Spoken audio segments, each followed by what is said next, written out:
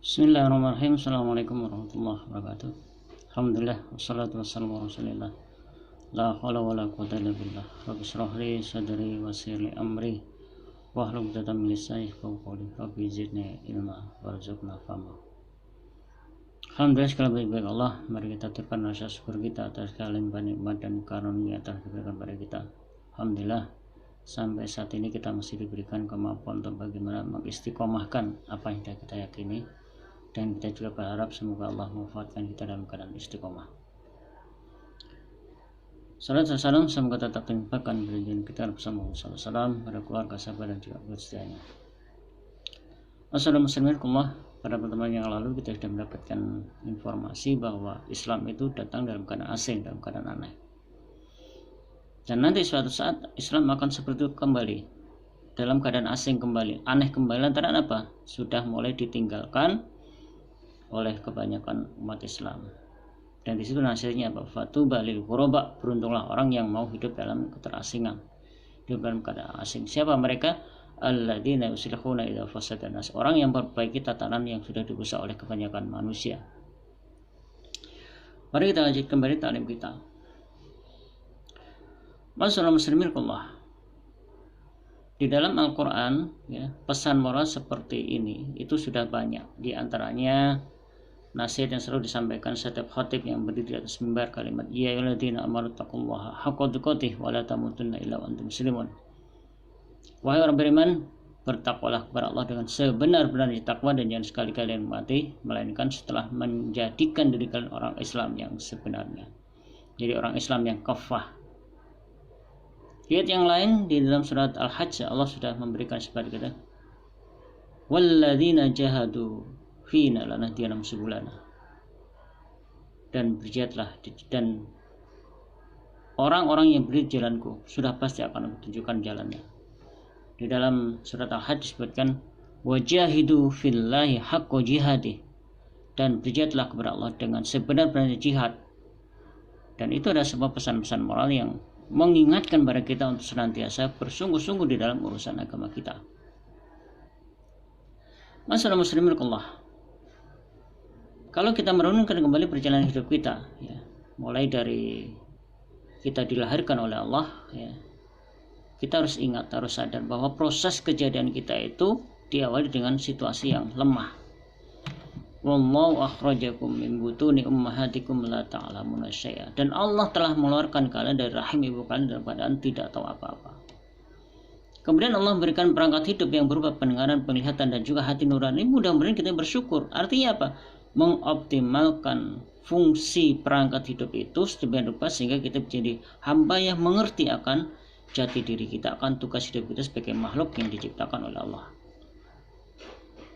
Mari kita coba pahami persoalan seperti ini. Karena itu, maka ketika Allah memberikan nasihat pada kita, ya ayyuhalladzina amanu ittaqullaha haqqa tuqatih wa la tamutunna illa wa antum muslimun, berarti apa? Di dalam proses membangun ketaatan kita kepada Sang Pencipta, maka kita harus melalui sebuah proses yang terorganisir, terencana, dan dikondisikan sedemikian rupa. Masyaallah musliminallah. Persoalan yang mengikut urusan agama ya, itu kalau kita lihat situasi di masa sekarang ini nampaknya ya sudah mulai ditinggalkan oleh kebanyakan umat Islam. Umat Islam senang ya berkumpul-kumpul untuk melakukan taklim ya. Tetapi maaf ya, kalau kita coba lihat, kita cermati, taklim yang mereka selenggarakan, taklim yang mereka lakukan itu hanya sebatas mendengar, kemudian mencermati, ketawa ya. Kemudian mereka nyaris tidak pernah mendapatkan manfaat dari taklim yang mereka lakukan. Jadi kita itu sukanya itu ya, dalam konteks agama kita itu kalimat basyir, kabar gembira, hal-hal yang menyenangkan saja. Tapi nazirnya yang berupa peringatan-peringatan itu masih belum kita renungkan, belum kita pelajari bersama-sama. Padahal masyaallah musliminallah, ketika Allah memberikan nasihat pada kita, ya ayyuhalladzina amanu taqullaha haqqa tuqatih wa la tamutunna illa wa antum muslimun, itu adalah pesan moralnya adalah bagaimana kita Membangun ketaatan itu didasarkan dengan pemahaman yang benar, ma'rifahnya benar, perilakunya benar, sikapnya benar, dan itu yang nampaknya perlu kita coba benahi.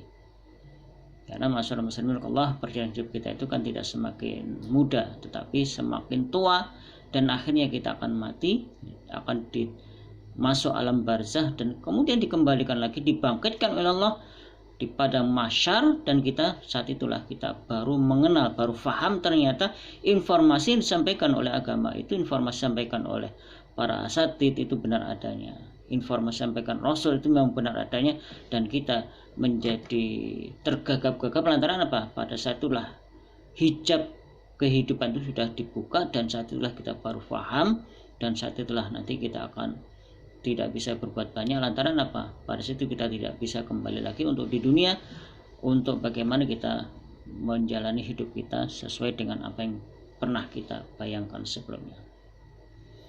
Karena itu masyarakat muslimin Allah, mari kita coba fahami ya, Islam itu memang agama yang sederhana, agama yang mudah. Tetapi kalau kita memperlakukan Islam itu dengan cara yang salah, dengan pendekatan yang salah, maka kita akan merugi lantaran apa? Kita sudah lelah, sudah kolap lantaran apa? Kita tidak bisa berbuat banyak dengan ajaran-ajaran agama yang demikian indahnya itu lantaran apa? Kita masih belum bisa dan sanggup untuk mengamalkan ajaran agama itu. Yaitu monggo nanti ke depan, nanti insya Allah ya kita akan coba fahami ya dengan pendekatan yang lebih sederhana, lebih simpel, dan sehingga kita nanti bisa mengerti, memahami, oh ternyata agama itu mengandung kemudahan-kemudahan, dan kalau kita mensikapi agama itu dengan cara yang salah, pendekatan yang salah, sudah dipastikan kita akan rugi lantaran apa? Kita masih belum berhasil melaksanakan setiap perintah-perintah agama.